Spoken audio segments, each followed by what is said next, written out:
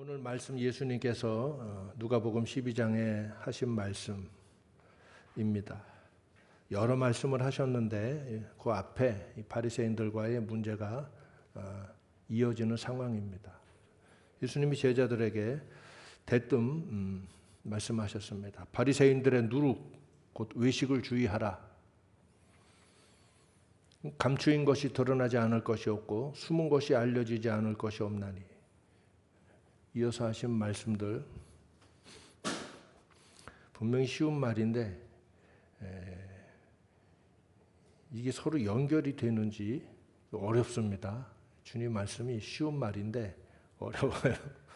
그래서 여러분 성경 말씀을 많은 묵상을 해야 되고 혼자 묵상만 하는 것으로는 충분히 도달할 수 없기 때문에 잘 가르쳐주는 말씀들을 여러분이 잘 듣고 배우기를 힘써야 됩니다. 그래야 남에게도 또 가르칠 수 있지 않겠습니까? 사람이 무엇 때문에 외식을 합니까? 바리새인들의 누룩 곧 외식을 주의하라 하셨는데 사람이 외식하는 이유는 자기 영광을 추구하기 때문이죠. 내가 사람들에게 인정받기를 굳이 원하지 않으면 외식할 일이 없지요. 있는 그대로 담백하고 진실하게 행동할 겁니다. 아는 만큼 말하고 있는 만큼 모양을 가지고 나갈 거예요. 그러나 외식을 하는 것은 사람들에게 인정받기를 원하는 욕구가 있기 때문입니다. 다시 말해 보이는 세계 속에서 인정받기를 원하기 때문이고 이는 동시에 반대로 뒤집어 보면 사람들에게 외면당하는 것을 두려워하기 때문입니다. 사람들에게 무시당하는 것을 아주 싫어하기 때문에 외식하게 되는 거예요. 그래서 보이는 세상에서 사람들에게 인정받으려는 욕구가 외식을 불러일으킨다. 바리새인들의 외식, 바리새인들의 누룩, 곧 외식을 주의하라. 예수님께서 누룩을 주의하라. 그런데 그냥 누룩이 아니라 바리새인들의 누룩을 주의하라. 이렇게 말씀했어요. 뉘앙스를 항상 잘 알아들으라고 이야기하죠. 사람에게 인정받는 게 곧 하나님께 인정받는 건 아닙니다. 이는 많은 사람들이 순간순간 착각에 빠지는 부분인데 많은 사람들이 존경하고 참 훌륭한 목사님이다. 훌륭한 성도다. 훌륭한 장로님이다. 참 귀한 분이다. 많은 사람들이 인정하고 존경하고 박수를 쳐주면 순간순간 착각을 하게 돼요. 하나님께도 정말 인정받는 분인가 보구나 하는데 우린 사실 알 수 없잖아요. 하나님께서 인정하시는 사람은 때로 세상에서도 귀하게 여김을 받도록 세워주시기도 하십니다. 이 말을 주의해서 들어야 돼. 항상 그렇다는 게 아니라 때로 그러는 경우도 있다. 하나님이 인정하시는 사람은 세상에서도 귀히 여김을 받게 하시기도 한다. 그 말은 거꾸로 말하면 다는 아니다. 매번 그런 건 아니다. 이건데 우리는 좋은 것만 기억하고 나머지 버리는 습관이 자동적으로 이 코딩이 돼 있어가지고 뭘 듣거나 주워 듣거나 보면은 나한테 좋은 거는 자동적으로 쫙 깔아서 교과서를 만들어 놓고 아닌 거는 그냥 다 잊어버려서 몰랐는데요. 이렇게 됩니다. 이런 것도 마찬가지예요. 하나님이 인정하시는 사람은 세상에서도 귀하게 여기신다. 다니엘을 봐라. 다니엘을 봐라. 요셉을 봐라. 왜 요셉만 봐? 바울은 안 보고. 바울은 뭐라고 그랬어요? 우리가 만물의 찌꺼기같이 여김을 받았도다. 만물의 찌꺼기같이 여김을 받았다고 말씀하시면서 평생을 갔잖아요. 왜 다니엘만 봐? 이사야도 봐야지. 이사야가 인정받았어요? 인간들은 성경을 똑같은 말씀을 들으면서도 자기한테 좋은 것만 딱 갖다 배겨놓고 나머지는 그냥 다 못났는데요? 이럽니다. 뭘 몰라 모르기는. 이 그릇된 뇌구조가 싹 바뀌어버려야 돼요. 그러지 않으면 참 성도의 길에 서지 못해요. 주여 내 뇌 구조가 아무래도 잘못된 것 같으니 구조개혁을 일으켜 주옵소서. 뇌 구조가 바뀌어야 돼. 근데 이런 것도 마찬가지입니다. 하나님이 인정하시는 사람은 세상에서도 인정받게 하시고 귀하게 여겨주신다. 할렐루야 복음일세. 그러니 주여 세상에서도 인정을 받고 하나님께도 인정받게 하여 주옵소서. 또 엄마들 와서 또 구하고 부르짖고 있습니다. 네. 아주 20대마다 난리죠. 왜 우리 아들이 좋은 대학교 가서 좋게 인정받고 하나님께도 인정받고 세상에서도 인정받게 하여 주시옵소서. 그래서 세상에서 인정받으면 자동적으로 누구한테 인정받은 거야? 그렇지, 하나님께 인정받았기 때문이지. 이게 자동으로 돌아가. 잘못된 코드가. 분명히 이걸 반대로는 말한 적이 없는데 봐, 세상에서도 인정받으니까 누구한테 인정받았기 때문이야? 하나님께 인정받았기 때문이지. 이렇게 된다니까. 그래서 이제 거꾸로 어떻게 돼? 하나님께 인정받은 자가 되기 위해서 세상에서도 좋은 대학 가야 되고 번듯한 직장에 다녀야 되고 좋은 며느리 구해야 되고 뭐 이제 나중에 가다 보면 이제 세속주의를 추구하는 건데 내용은 교회에서 제일 열성 분자야. 이게 80년대, 90년대 한국 교회의 교회 핵심 분자들의 대체적인 모습이었어요. 그럼 나중에는 진리가 어디 갔는지 없는지도 몰라. 그리고 내가 뭘 들었는지도 모르고 그냥 그것만 박혀서 가는 거야. 맹꽁이들 뭐냐. 그리고 와서 주여 주여 제일 큰 소리로 하니까 이 사람들이 뭔가 대표인데 이게 구원인 것 같고 이게 복음인 것 같죠. 이 진리가 사라진 교회들의 모습, 성도의 모습입니다. 그래서 여러분 착각에서 벗어나세요. 뇌 구조가 성경에 맞게 구조개혁이 일어나기를 축원합니다. 성경에 맞는 뇌 구조가 되게 하여 주옵소서. 그동안 내가 뭐가 미쳤습니다. 이거 좀 털어내게 해 주옵소서. 똑같은 말씀 듣고 이렇게 나간다니까. 그래서 난 그런 식으로 설교 안 하지. 양편을 다 이야기를 해주지. 그래도 정신 못 차리는 사람들이 간혹 있더라고요. 그래서 여러분 세상에서 인정받는 것은 하나님께 맡길 따름입니다. 필요에 의해서 하나님이 인정받게 하시기도 하고 다니엘을 그렇게 하신 이유는 그래야 하나님이 하실 일을 하기 때문에 또 포로된 백성들을 하나님 보호하셔야 될 이유도 있고 먼 미래에 하나님이 하실 일들도 있고 하기 때문에 하나님이 다니엘을 세우신 이유가 있어요. 요셉을 세워야 가장 중요한 거 야곱의 자손들, 이스라엘 자손들을 이집트로 불러들여서 앞으로 430년 기나긴 세월을 이집트에서 저들이 번성할 수 있는 기초를 만들 수 있는 분은 요셉만한 권력을 가진 자가 되어야만 할 수 있거든. 그리고 요셉이 이집트에 큰 은혜를 입힘으로써 이집트가 요셉에게 큰 빚을 졌거든. 그러니 이스라엘 백성을 한동안 선대할 수밖에 없거든. 그래서 고센 지역을 이스라엘 후손 자손들 70명 점점 늘어가지만 에게 허락하게 되는 거예요. 자, 이렇게 하나님이 영광 받으실 필요에 의해서 때로 하나님께서 인정하시는 사람을 세상 가운데서도 존귀하게 인정받도록 세워주시기도 하지만 항상 그렇지 않다.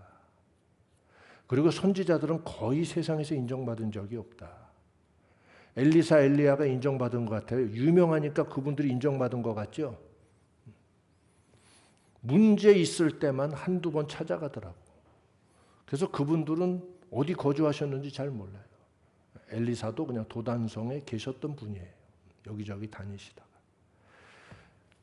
이처럼 여러분 세상에서 인정받고 못 받고는 하나님께 맡길 따름이고 나는 오직 누구에게만 인정받아야 한다? 하나님 한 분께만 인정되는 자가 되기를 추구해야 됩니다.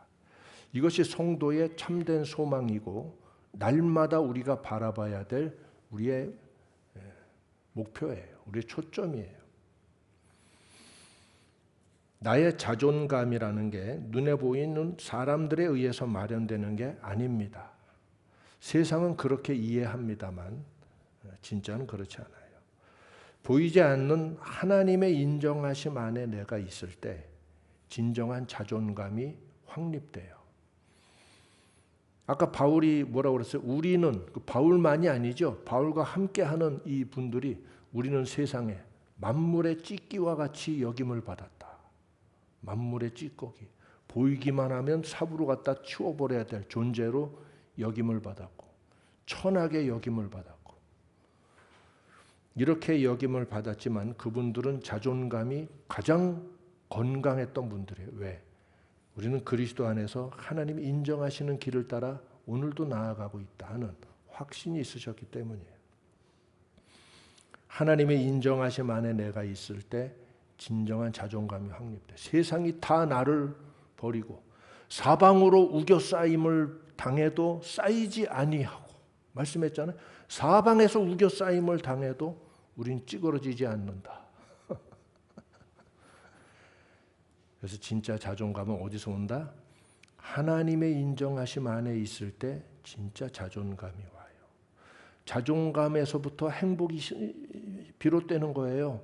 자존감이 무너진 사람이 돈이 많아. 그 사람이 행복할까요? 얼굴 봐. 그게 행복한 얼굴인지. 자존감이 무너진 사람이 권력이 많아.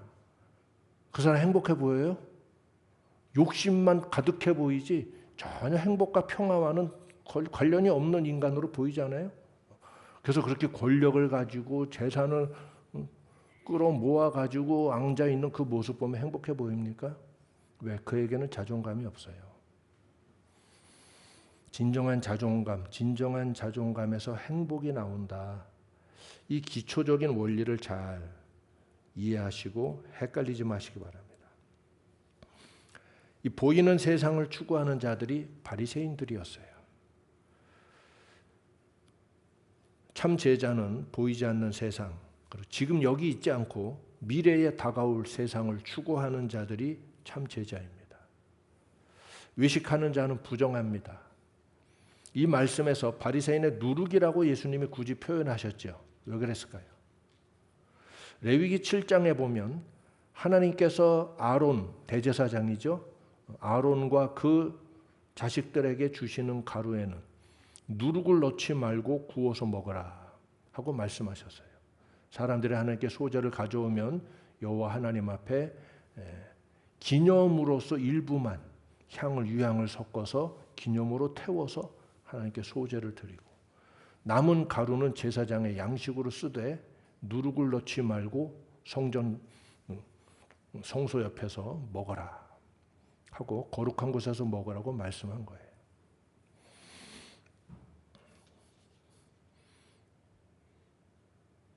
하나님께서 주시는 음식은 거룩한 것이기 때문에 제사장들이 백성들이 가져온 가루를 하나님께 받아서 그것을 양식을 삼아 먹을 때는 누룩을 넣으면 안 돼요. 누룩 자체는 부정하지 않지만 하나님과의 거룩한 관계에 있어서는 하나님은 누룩 제거하고 경계하라고 말씀하셨어요. 성전 안에, 성막 안에, 구약으로 하면 성막이죠. 왕국 시대로 와서 이제 성전으로 됐지만 마찬가지입니다. 하나님의 성전, 하나님의 성막 안에는 누룩은 들어오지 못해요. 본질을 변화시키고 속성이 달라지게 만드는 게 누룩의 속성이기 때문에 누룩의 본질 자체는 하나님의 성전 안에 들어올 수가 없어요. 그래서 성전 안에 사용되는 모든 떡은 빵이죠. 모든 빵은 다 무교병입니다. 인생의 근본 태도, 근본 입장, 태도나 입장이나 매우 중요합니다. 그래서 여러분 외식하는 자, 외식하는 누룩 이것을 주의해야 돼요. 외식하는 성도가 없으시기 바랍니다. 이것을 주의하고 이 누룩을 주의하고 외식의 누룩을 주의하고 오직 보이지 않는 하나님께만 인정받기를 추구하시기 바랍니다.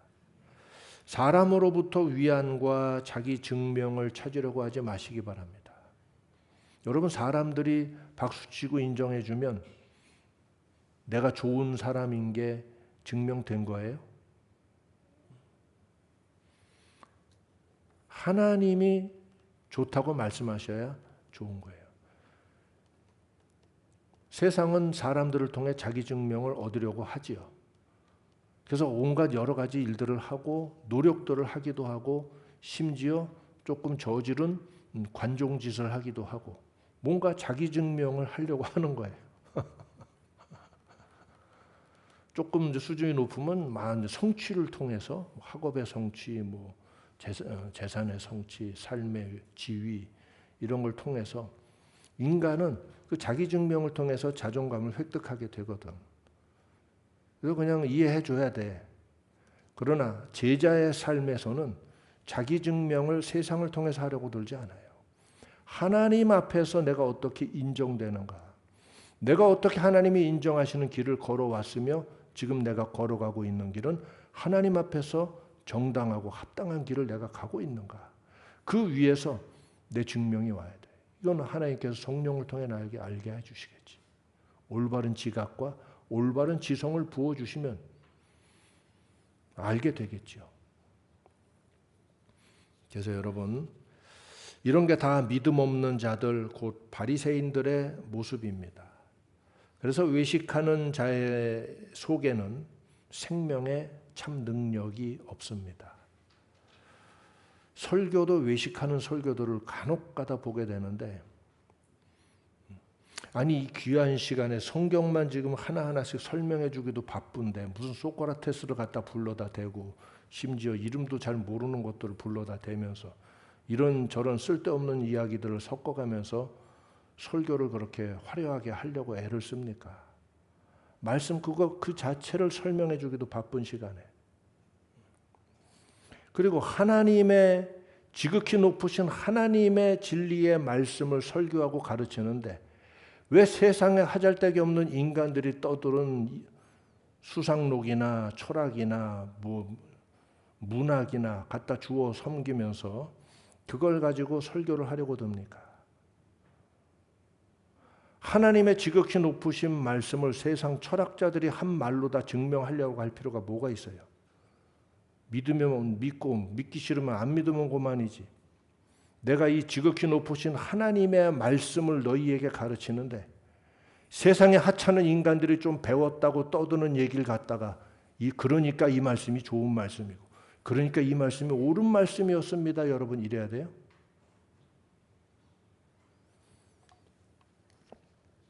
많은 설교자들이 자기가 하는 일이 뭔지를 모르고들 하고 있어요. 외식하는 것 주의하라고 말씀하신 이유가 다 이런 것도 한 부분입니다. 그래서 외식하는 자의 속에는 생명의 참 능력이 없어요. 뭐하러 꾸며야 되고 뭐하러 화려하게 이야기를 해야 돼. 뭐하러 감성적인 설교를 해서 사람들이 감동을 왜 사람들의 감동받는 모습을 통해 내 설교를 존재 증명을 얻으려고 해. 사람들이 감동을 안 하고 도리어 분이 가득할지라도 내가 하나님이 주신 걸 가지고 전했으면 되는 거 아니야. 이 전부 다 외식하는 형태의 각양의 이 변형된 모습들이에요. 여러분이 감동을 받던 안 받던 나는 내게 주신 하나님의 말씀을 전하는 사명을 다할 뿐이에요. 바울도 그러다가 돌멩이를 얼마나 많이 맞았어요. 요한 웨슬레도 벽돌로 많이 맞았어요. 하나님의 있는 말씀을 증거하는 거니까 사람들의 반응을 통해 내 설교의 가치 증명을 얻으려고 한다거나 이럴 필요가 하나도 없어요. 감동받는 설교, 감성 있는 설교 다 쓸데없는 소리예요. 심하게 말하면 개소리들입니다. 하나님의 말씀은 하나님의 진짜 감동하심이 듣는 자들에게 임할 때 은혜가 임하기도 하고 영감이 임하기도 하고 큰 감동이 임하기도 하고 하나님이 하시는 일이죠. 진리가 가감되지 않고 온전하게 가르쳐질 때 하나님의 역사가 각 사람의 마음에 나타나는 줄 믿습니다. 그래서 여러분 외식하는 거죠. 흉내내고 모양을 꾸민다고 은혜 있는 설교되는 거 아니에요. 생명이 없어요. 설교자가 강단에 올라와서 생명 없는 설교하는 것은 큰 죄악인 줄 알아야 돼요. 주여, 오늘 제 설교에 생명이 있었나요? 하나님께 이걸 항상 여쭤보고 두려워하고 이런 죽기보다 싫어하는 마음으로 강단에 서기 전에 준비가 돼야 돼요. 이렇게 중요한 겁니다. 외식하는 사람에게는 그래서 그 속에 진리가 없습니다. 좀 이따 이야기하겠지만 외식하는 자 속에는 진리가 없어요. 없어요. 진리는 있지만 태도가 좀 외식을 해버렸네. No. 외식하는 자에게는 그 속에 진리가 없다. 생명도 없어. 진리도 없어. 이 가장 위험한 거예요. 여러분 둘 중에 하나만 추구할 수 있습니다. 진짜를 흉내내지 말고 진짜가 되시기 바랍니다. 진짜 성도들의 진짜 제자의 흉내를 내는 게 아니라 진짜가 되시기 바라요. 어떻게 하면 진짜인가요? 모델을 찾지 마. 그냥 여러분이 진짜가 되기를 하나님 앞에 구하면 될 거야. 남이 간 길 따라가려고 찾지 말고 길을 만들어. 그 사람들에게 증거해야 돼. 이거야. 이거였어. 이게 진정한 제자의 간정, 성도의 간정이죠. 이어서 예수님이 세상을 두려워하지 말라 말씀하신 겁니다. 내가 참으로 너희에게 이르노니 너희는 오직 그분을 두려워하라. 오직 그를 두려워하라. 몸을 죽이고 그 후에는 능히 더 하지 못할 자들을 두려워하지 말고 죽인 후에 또한 지옥에 던져놓는 권세 있는 그를 두려워하라 하고 말씀하셨습니다. 세상이 우리에게 위해를 가하는 것은 우리 가진 재산을 빼앗고 우리 몸을 죽일 뿐이에요. 그게 최대한으로 할 수 있는 게 내 목 자르는 겁니다. 그것도 참 중요하고 심각한 일이긴 한데 내가 그냥 끝나는 거 아닙니까? 끝내버렸어. 내가 끝나버리는 일이지만 그걸로 우리 인생이, 우리 영혼이 끝나지 않는다. 세상이 할 수 있는 일은 거기까지다. 그러나 죽인 후에 지옥에 던져놓는 권세 있는 그를 두려워하라. 어제 우연히 단테의 신곡에 그 지옥편을 영상으로 만든 게 떠가지고 그거 보면서 좀 지옥을 간접적으로나마 이 단테가 그려준 느껴볼 수 있는 기회가 생겼는데 하나님의 진노가 현실로 나타날 때 어떤 지옥이 펼쳐지는지를 아주 잘 보여준 좋은 영상인 것 같아요. 내가 링크 올려줄게. 단테 신곡을 다시 한번 읽어봐야 되겠다 하는 생각이 들었어요. 지옥편, 천국편, 연옥편 뭐 이렇게 나오지만 이처럼 여러분 하나님의 진노, 하나님의 심판, 하나님의 복수는 무섭습니다. 그리고 하나님의 진노는 막을 존재가 없고 하나님의 진노는 시간을 두지 않습니다. 영원히 쏟아지는 진노이기 때문에 하나님의 심판만을 두려워해라. 하나님 한 분만을 두려워해라. 그를 두려워할 줄 안다면 세상을 두려워하지 않게 될 것이다. 이게 제자도의 기본적인 세계관이에요. 한 분만 두려워하라는 거예요. 하나님은 창조자이시고 구원자이실 뿐만 아니라 영원한 심판자이십니다. 심판에 있어서는 하나님보다 두려운 이가 없습니다. 지옥에 있는 그 무서운 짐승들조차도 상상하지 못한 무서운 짐승들조차도 하나님의 이름 말씀 앞에서는 다 뒤로 물러가 엎드러집니다. 지옥 문이 이제 단테 앞에서 열려지는 장면이 나와요. 그분이 허락하셨다 하는 한마디에 다 물러가는 모습들이 나와요. 실제로도 그럴 겁니다. 하나님의 절대 권능은 천국에서뿐만 아니라 지옥에서도 하나님의 절대 권능은 다 두려워 떤다. 모든 피조물이 두려워 떨고 하나님의 공의대로 심판하신다. 오늘날 이 혼돈의 세상 가운데 하나님의 심판과 지옥에 대한 설교들이 다시 강조되어야 될 필요가 있습니다.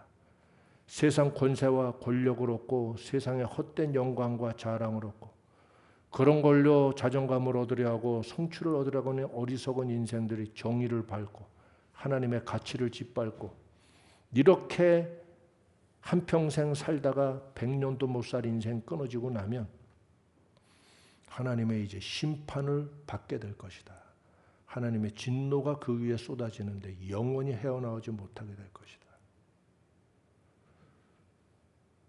옛날에 통닭이라는 시가 있었죠. 정재환 시인인가. 광화문에 저 미리네 옆에 통닭집을 지나가면서 아는 사람만 알지 그 미리네. 전기구이 통닭이 꼽혀서 회전하는 모습을 보고 그가 영감을 받아서 한마디 했어요. 살아있을 땐 활개치고 다녔겠지. 그게 그 시야. 그것도 시라고. 누구나 할 수 있는 생각인데 그것도 써놓으니까 또 뭐 좀 괜찮 뭐 있어 보이잖아요. 살아있을 땐 활개치고 다녔겠지. 통닭. 지금 인생들이 바로 그였습니다. 지옥에서 영원히 무서운 말할 수 없는 공포와 끔찍한 악취와 무서운 짐승들과 세상에서 보지 못한 날마다 찢기고 날마다 갈갈이 찢기고 불 속에 던져지면서도 세세토록 벗어나올 수 없는 지옥이 그 앞에 기다리고 있다. 사는 동안 회개해라.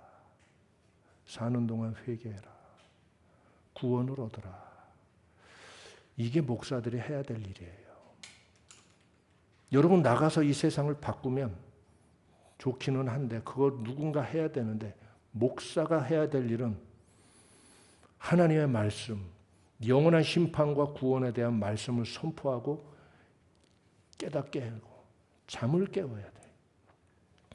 사람들의 영적인 각성이 일어나면 정신을 차리게 될 거예요. 앞으로 100년도 남지 않은 인생, 내가 이 짧은 인생 살면서 어떻게 해야 구원을 얻을까? 이 각성이 일어나는 게 부흥입니다. 하나님께서 이런 때를 일으켜 주시기를 간절히 기도합니다. 어쨌거나 심판에 있어서 하나님보다 두려운 존재가 없습니다. 그래서 우리는 오직 하나님을 두려워해야 됩니다. 한 분만 두려워하라. 세상에서 내가 두려워할 분이 있다면 하나님 한 분만 두려워하는 거예요. 나머지는 no. 하나님을 두려워하는 사람은 나머지를 두려워하면 안 돼요. 하나님도 두려운데 또 이런 상황을 당하는 것도 내가 좀 두렵고 이렇게 되면 하나님 두려워하는 거 아니에요. 하나님을 두려워한다는 거 하나님도 두려워하지만 사람도 무섭고 또 뭐 상황도 두렵고 이건 하나님 두려워하는 거 아닙니다. 하지만 이것도 두려워하지만 하나님을 제일 많이 두려워하기는 해요. No. 하나님을 두려워하는 건 세상을 두려워하지 않는 거라고 예수님이 가르쳐 주셨어요. 세상을 두려워하는 사람은 세상 앞에서 예수님의 이름을 부인할 수 있습니다. 바로 베드로가 지난날 가야바의 뜰에서 예수님을 부인했던 상황을 경험했었잖아요. 세상에 대한 두려움, 사람들에 대한 두려움, 위험한 상황에 대한 두려움 때문이었습니다. 어떤 상황에서도 예수님에 대한 신앙의 고백과 예수 이름을 증거하는 사람이 되어야만 예수님께서도 하늘에 있는 천사들 앞에서 너를 시인할 것이다 라고 여기 말씀하셨잖아요. 우리를 인정해 주실 거라 했어요. 우리가 세상 사는 동안 담대히 예수 이름을 시인하고 증거하는 자가 될 때 심판날 하나님의 천사들 앞에서 예수님도 나를 시인해 주신다 말씀했어요. 명심하세요. 한 대로 받습니다. 시인하면 천국에서 시인받아요. 부인하면 천국에서 부인당해요. 내 모른다. 지옥. 또 올라와. 내 모른다. 지옥. 계속 지옥 불구덩이 나락으로 떨어질 거예요. 또 올라와. 어서 오너라 하시면 주님 감사합니다라고 천국 들어가겠죠. 그때 주님이 여러분 얼굴 보시고 내 모른다 이런 일 없으시기 바랍니다. 살려면 사는 동안 어떻게 해야 돼? 예수를 시인하고 예수를 증거하고 절대로 이 고백을 빼앗기지 않으려고 내 목숨까지 내던질 줄 아는 결의를 가지고 실천의 삶을 살아야 돼요. 하나님을 두려워하는 사람은 하나님 외에 다른 걸 두려워하지 않는 자라고 했습니다. 겸해서 두려워하는 건 하나님을 두려워하지 않는 증거예요. 오늘 이 말씀들은 모두 하나, 참 믿음에 대한 중요한 교훈이에요. 참 믿음의 속성에 대한. 믿음이라는 것은 동시에 두 곳을 지향하지 않거든요. 오직 하나, 하나님만을 지향하는 게 믿음입니다. 오직 하나, 하나님을 통해서만 인정받으려 하고 그래서 그걸 통해서만 만족을 얻으려 하고 그분이 말씀하신 그 나라만을 얻으려 하고 나머지를 버리려 하는 거예요. 믿음이거든. 천국도 없고 세상도 없고 일단 천국이 첫째고 세상은 둘째고 하나님도 없고 친구들도 많이 없고 하나님은 첫째고 친구들은 둘째고 이런 놈은 다 싸그리 가짜다.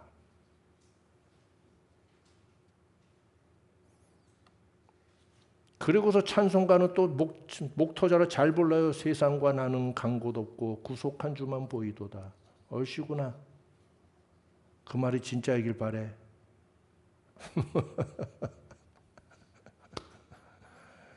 버리면 필요하면 하나님 다 다시 주신다.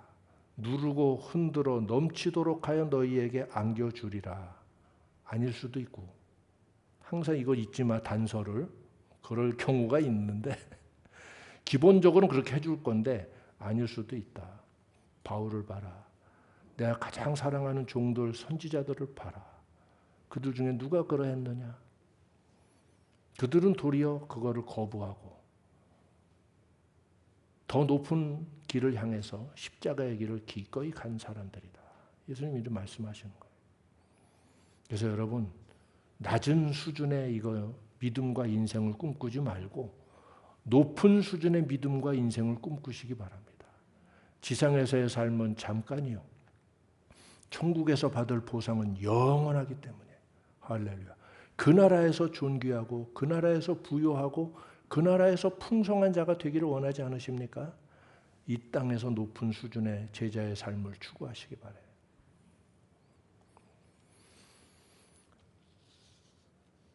그래서 처음으로 돌아가서 바리새인들이 외식한다 하는 것은 그들이 하나님 말씀을 모르겠어요? 그들이 하나님을 또 경외하지 않겠어요? 바리새인들인데 까불어? 바리새인보다 더 하나님을 경외하고 율법에 철저한 사람이 어디 있어? 까불지 마세요. 바리새인들이 이겁니다. 바리새인보다 철저한 사람이 어디 있어요? 일단 기본적으로 이제 그렇다는 거죠. 또 개인적으로는 조금 뭐 미진한 점이 있을지라. 거기에 다 숨는 거죠. 바리새파라는 것은 거기에 다 숨는 거예요. 개인적으로 좀 뭐가 좀 차이가 있을 수, 그 차이에 다 몰려가 있지. 바리새인들이 외식하는 것은 한 곳만을 지향하지 않고 동시에 두 곳을 다 얻으려 하기 때문이에요. 그들은 돈을 좋아했고 세상을 좋아했고 지위를 굉장히 자랑스러워했습니다. 그래서 세례 요한은 개 같은 놈들. 그래서 광야로 나간 거. 지위. 내 발사계로도 안 쓴다 이 새끼들아. 그래서 광야로 나간 거예요. 바리새인들은 지위가 너무 중요했거든. 세례 요한은 개같이 여겼어요. 그래서 아예 쳐다도 안 보려고 광야로 나간 거예요.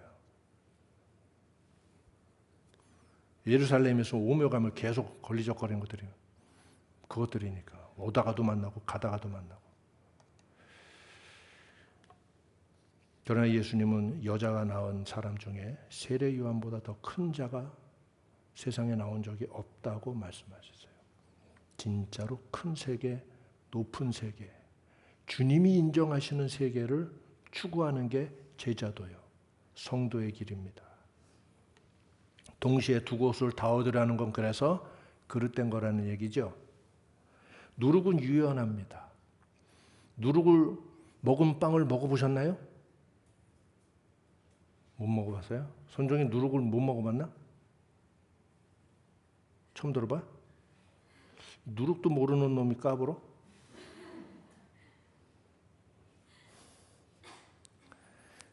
사실은 다 먹고 있어서 너희들이 맛있게 오늘도 먹은 간식이 아마 누룩을 넣은 빵일 거예요. 효모라고도 하고 이스트라고도 하고.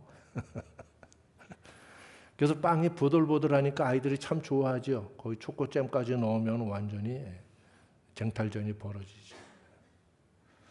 누룩이 들어가면 그 밀가루가 부드럽게 본성이 변해요. 성분도 달라지고 굉장히 부드럽고 유연해져요. 지난주에 사무엘 이야기를 들었죠. 뭘 주의하라고 그랬습니까? 사무엘은 유연한 사람이 아니었어요. 강직한 사람이었어요. 하나님 앞에서 성도들이 경계해야 될 가장 중요한 첫째 경계 사항이 무언가 하면 하나님의 진리 말씀 앞에서 유연한 태도를 가지는 이 교만과 시건방을 저버려라. 하나님 말씀 앞에서는 강직하고 오직 하나밖에 없다. 취할 태도가. 유연했던 인물이 사무엘에 같이 등장하던 누구라 했습니까? 사울왕이죠. 그는 끊임없이 누룩이야. 누룩은 일종의 곰팽이입니다. 무슨 팽이? 네, 곰팽이. 곰으로 만든 팽이가 아니라 곰팽이라고. 곰팡이. 하나님은 곰팡이를 싫어하세요. 그래서 성전 안에서 하는 이 모든 것은 절대 누룩을 넣지 마라. 성경은 하나님과 세상을 동시에 얻을 수 없다고 분명히 말씀하고 있어요. 바리새인들은 이 모든 말씀들을 엄격하게 해놓고선 지네들한테 적용할 때는 굉장히 유연하게, 그럼 유연해지면 뭐가 등장해? 궤변 등장 해야죠, 그죠? 유연하려면 궤변 등장해야지. 이런 면에서 믿음은 배타적입니다. 성도가 세상에서 왜 핍박을 받을까요? 이렇게 좋은 진리를 전하고 이렇게 참사랑을 실천하는데 왜 세상에서 핍박을 받을까요? 그들의 믿음과 태도가 배타적이기 때문이에요. 이 배타적인 것더라 하고서 배타하는 거예요. 그런데 여러분, 남자와 여자가 가진 사랑의 속성은 배타성일 때 진정한 사랑이 되지요. 보편적일 때 진정한 사랑이 될까요? 어디 뭐 이렇게 영화 같은 거 봐도 애인과 같이 팔짱을 끼고 가다가 예쁜 여자가 핫팬츠 입고 옆을 싹 지나가길래 살짝 쳐다봤더니 뺨따기를 얻어맞더라고요. 어딜 쳐다봐? 그리고 착 때려. 왜? 볼 수도 있지. 지나간 걸 어쩌라고. 근데 어쨌거나 맞은 놈도 찍소리 못하고 이러고 도리어 사과를 하더라고. 여자는 눈을 부릅뜨고. 왜 그럴까요? 객관적으로만 해서 지가 더 이뻐? 방금 지나간 애가 더 이쁘잖아. 몸매도 괜찮구만. 응? 이게 지금 객관적으로 얘기할 문제야? 너와 나와의 관계에 있어서. 이 얘기죠. 사랑이 참 사랑이 될 관계가 될 때는 철저한 배타성이에요. 이걸 보편적으로 하면 이건 음란한 놈이, 방탕한 놈이지. 그죠? 여러분, 사랑을 보편적으로 합니까? 결혼은 보편적인 사랑이 아니, 정신 차려. 요새 세상이 미쳤어. 결혼은 보편적인 사랑으로 하는 게 아니야. 배타적인 사랑으로 하는 거예요. 그게 진정한 사랑이에요. 성경은 이 보편적인 이런 엉뚱한 소리를 이거 음란이라고 말해요. 이건 사랑이 아니에요. 음란과 방탕입니다. 전부 다 하나님의 진노의 대상이에요. 심판을 받을 거예요. 영원한 지옥의 심판을 당할 거예요. 진리와의 관계도 마찬가지로 성경은 말씀하고 있습니다. 우리가 진리를 사랑하는 건 배타성을 진리와 함께 가져야만 진리를 사랑하는 것이라 할 수 있습니다. 내가 진리의 팔짱을 끼고 가고 있어요. 내 옆에 꽤 괜찮은 생각이 싹 흘러가고 있어요. 요즘 신식 사상인 것 같은데 꽤 괜찮네. 그러면 진리가 내 뺨따구를 때리지 않겠어요? 어딜 쳐다봐? 네가 나랑 그런 관계였어? 그죠? 이렇게 생각하면 쉬우라고 얘기를 하는 거예요. 진리를 품고자 한다면, 참 지혜를 품고자 한다면 거짓되고 어리석은 생각을 완전히 배타적으로 버려야 돼. 진리를 사랑하지만 보편적인 태도를 함께 가지고 진리를 수용하는 사람들을 많이 보았어요. 이게 특히 선교 학계에서 이런 게 많이 일어나요. 조직신학은 조금 덜해 그나마. 왜냐하면 철학적인 사유를 많이 해서 합리성에 이르러야 되니까. 선교학은 일단 기본적으로 이 어댑티브해. 적용을 해야 되거든. 그래서 이 선교학에서 개날라리들이 많이 일어납니다. 나도 선교학 전공을 해서 논문까지 통과된 사람이야. 누구보다 잘 알아. 누구 못지않게, 보다라고 하면 교만이고 누구 못지않게 나도 잘 알아. 그래서 여러분, 그런데 선교학에서도 보편주의에 대한 이런 이제 씨름들이 많습니다. 진리를 사랑하지만 보편적인 태도를 가지고 진리를 수용하는 것은 진리도 옳지. 저거 옳지 뭐 힌두교이냐? 그래서 여러분 진리를 사랑하지만 보편적인 태도를 가지고 진리를 수용하는 거. 많은 사람이 취하는 입장이지만 전부 다 잘못됐어요. 그는 절대로 진리를 사랑하는 사람이 아니에요. 진리를 사랑하는 사람은 진리만 사랑하고 추구하는 사람이에요. 그거 외에는 다 가짜라고 거부하는 자가 진리를 진짜로 사랑하는 자예요. 진리에게도 사랑을 받을 수 있는 준비가 된 사람이죠. 여러분 진리로부터 사랑받는 자 되시기 바랍니다. 할렐루야. 축복의 말씀이에요. 구약의 지혜문학적으로 하면 축복의 말씀이에요. 진리로부터 사랑받는 자 되시기 바랍니다. 내가 진리를 사랑하지만 진리도 나를 사랑해서 나에게 자기를 나타내주고 이 남녀 간의 관계가 비슷하지요. 잠언을 읽어봐. 지혜문학을 읽어봐. 하나님의 이 진리, 지혜를 통해서 신앙의 굉장히 중요한 진리를 말씀하고 계시는 거예요. 교훈을. 그래서 오늘 누가복음 12장에서 예수님께서 하신 이 일련에 쭉 나타난 말씀들은 모두 배타성을 요구하시는 교훈입니다. 바리새인의 누룩을 주의하라. 유대교 신앙의 중심 자리에 앉아가지고 이런 외식하는 태도를 나타냄으로써 정반대의 모습을 취하고 있는 그들 주님이 책망하시고 그들의 누룩을 주의하라. 어찌 유대교 신앙의 중심 자리에 앉아서 누룩을 잔뜩 넣어가지고 부풀리고 있는가. 하나님 말씀은 누룩 없는 말씀이어야 하거늘. 이 말씀이에요. 그러므로 여러분 이 배타성이 없으면 아무것도 아니라는 거예요. 하나님을 두려워하지만 사람들도 동시에 약간 두려워해야 한다 하면 그는 하나님 두려워한 자로 인정되지 않습니다.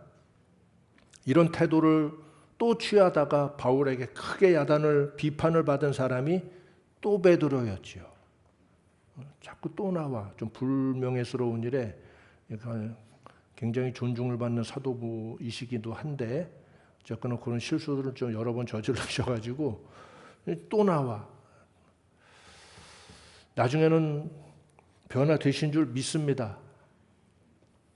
그 쿠오바디스의 전설에 의하면 그러신 줄 믿습니다. 전해져 내려오는 이야기지만 다 근거가 있으니까 역사 가운데 이렇게 전해져 와지 않았는가.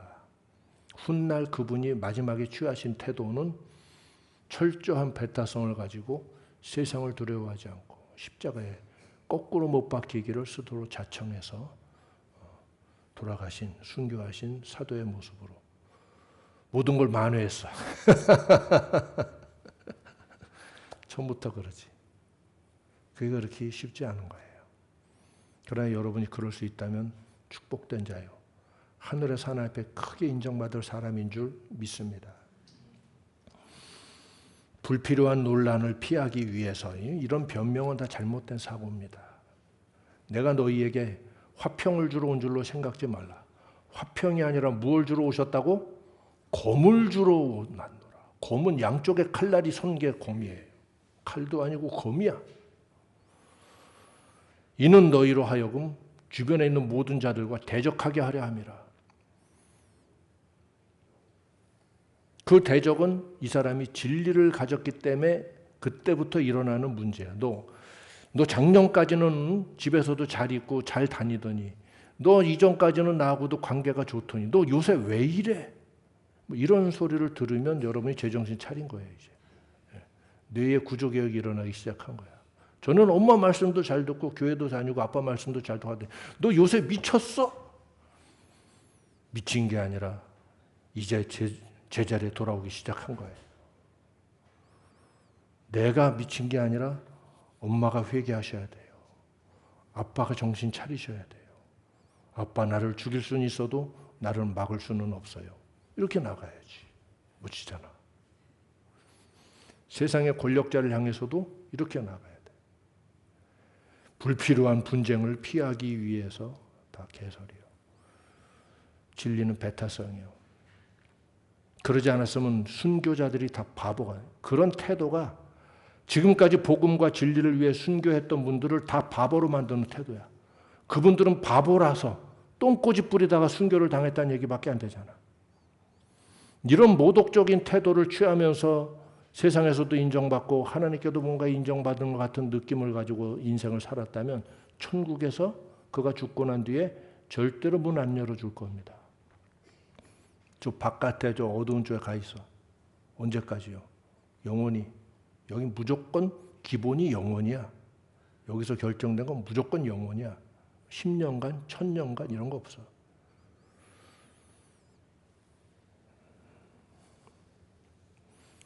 이 작은 하나의 선례가 도리어 복음의 정수를 흐려버리고 참된 것을 지키기 위해 생명을 버렸던 분들을 욕되게 만드는 이런 엄청난 파급이 있는 줄 깨닫지 못하고 눈앞의 걸 보고서 분쟁을 피하기 위해서 협력을 이끌어내기 위해서 좋은 분위기로 가기 위해서 하나 되기 위해서 언제 예수님이 하나 되라고 그랬어? 주 안에서 하나가 될 뿐이야. 그게 아니면 다 분쟁이에요. 너는 세상을 혼란케 하는 자다. 세상을 시끄럽게 하는 자다. 누구한테 한 소리예요? 바울이 들었던 소리예요. 바울이. 너만 오면 성이 시끄러워져. 좀 조용해질 수 없겠니? 거라사의 거민들이 나중에 예수님들은 뭐라고 그랬어요? 저 죄송한 말씀이지만 가주실 수 없으신가요? 기껏 미친놈 구해줬더니 그래서 예수님이 그걸로 거라사 끝. 이제 다른 쪽으로 또 가셨죠. 이렇습니다. 그래서 바울이 참지 않고 선배였지만 베드로를 신랄하게 꾸짖은 이유는 이걸 경계하기 위해서 그 하나의 행동이 의미하는 파급이 얼마나 파장이 일어날 것을 얘기해서 베드로의 행위를 공개적으로 비판한 거예요. 오늘 우리는 이것을 명심해야 됩니다. 둘 다 취할 수 없습니다. 새빨간 거짓말이에요. 오늘 우리는 하나님과 진리는 우리에게 있어서 절대적이고 배타적인 태도를 요구한다 하는 사실을 확인합니다. 따라서 우리가 가진 제자도 또한 동일한 속성을 가지고 있어요. 타협 없어요. 그래야 하나님 인정하시는 거예요. 하나님 원래 그런 분이에요. 너 나랑 팔짱 끼고 가면서 어딜 쳐다봤어? 심지어 너 나랑 팔짱 잠깐 놓은 동안 가서 뭐 하고 왔어? 그래서 여기 예수님 오늘 아까 하신 말씀에 뭐라고 그랬어요? 감추인 것이 드러나지 않을 것이 없고 숨은 것이 알려지지 않을 것이 없나니 1절에 주의하라 하시고 2절에 곧바로 하신 말씀이 이 말씀이에요. 이러므로 너희가 어두운 데서 말한 모든 것이 광명한 데서 들리고 너희가 골방에서 귀에 대고 말한 것이 집 위에서 전파되리라. 이건 하나님의 심판날 다 드러나게 될 것을 말하고 그때 드러난 건 지옥에서 영원토록 울려 퍼지게 될 것을 말해요. 굉장히 무섭습니다. 천국에 들어간 자들에게는 지난 일을 하나님이 절대로 묻지도 않고 기억조차도 지워버리시는데 지옥에 들어간 자들에게는 영원토록 이게 울려 퍼지는 거예요.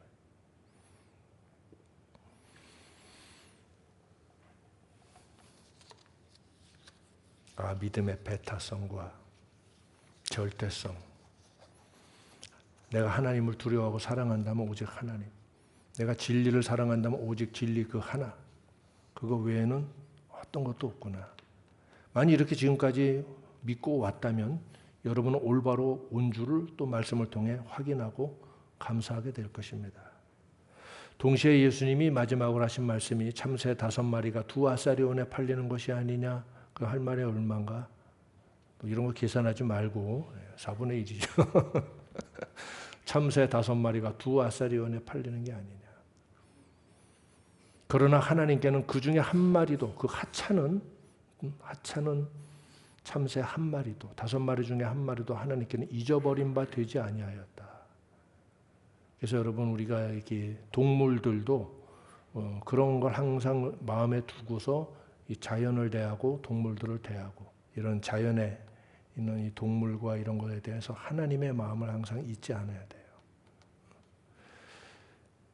예수님이 이 말씀하신 거는 갑자기 참새를 사랑하자, 참새구이 먹으면 안 된다 이 말씀하시는 게 아니라 그러나 너희에게는 하나님 참새들도 이렇게 다 아시면서 허락하시고 허용하시고 하는 건데 너희에게는 머리털까지 다 세신 바 되었나니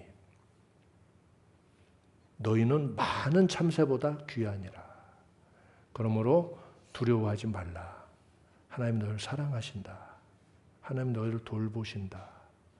이처럼 하나님은 세심하게 너희들을 살피고 계신다. 이런 하나님께 사랑받는 존재, 인정받는 존재가 되어야 되지 않겠습니까? 이러시기 바랍니다. 그럼 하나님께서 한량없는 은혜를 여러분이 살아가는 삶의 모든 여정 가운데 부어주실 것이고 하늘에서 영생을 반드시 허락하실 줄 믿습니다. 주여, 오직 하나님을 이처럼 사랑하고 오직 하나님 한 분만을 두려워하고 진리, 오직 그 하나만을 위해서 내 생명을 다 걸고 나아갈 수 있는 자 되게 하여 주옵소서. 이런 결단으로 기도하고 마칩니다. 은혜의 아버지 하나님, 감사하고 사랑합니다. 세상에 많은 사상과 이야기와 입장과 태도가 있지만 하나님께서 말씀을 통해 우리에게 가르쳐 주시고 요구하시는 교훈을 따라서 저희들의 인생관과 삶의 태도와 또 세상과 인생과 세계를 대하고 진리를 대하고 철학을 대하고 삶을 대하는 모든 것들을 바르게 알고 바르게 취하여 이 세상 사는 동안 하나님께서 인정하시는 제자로 살아가게 하여 주옵시고 이 세상의 모든 여정이 끝날 때에 저 밝고 빛나는 영생의 천국에서 나를 환영하고 나를 알아주고 불러주시는 그 역사를 체험하기를 간절히 소망합니다. 영생 가운데 나아가게 하여 주시고 세상의 잠깐의 희락을 위하여 하나님의 진리를 그르치고 두려워해야 될 하나님을 무시하고 업신여기다가 영원한 지옥불에 떨어지는 자가 이들 가운데 없게 하여 주시고 또한 이 복음을 가지고 저희가 세상 가운데 나아가 이 사랑하는 영혼들 가족들을 전도하고 구원하게 하여 주옵시고 또 우리가 입을 열어주셔서 이 세계를 향하여 담대히 하나님의 복음을 증거하고 전할 수 있게 하여 주셔서 길을 알지 못하고 혼돈의 세계를 살아가는 많은 영혼들이 하나님 앞에 각성하고 돌이켜 참 영원한 생명의 주님 예수님 앞에 나아올 수 있는 이 구원의 복음의 부흥이 나타나게 하여 주시고 전도의 역사가 나타나게 하여 주시옵소서. 감사하고 찬송합니다. 예수님의 이름으로 기도하옵나이다. 아멘.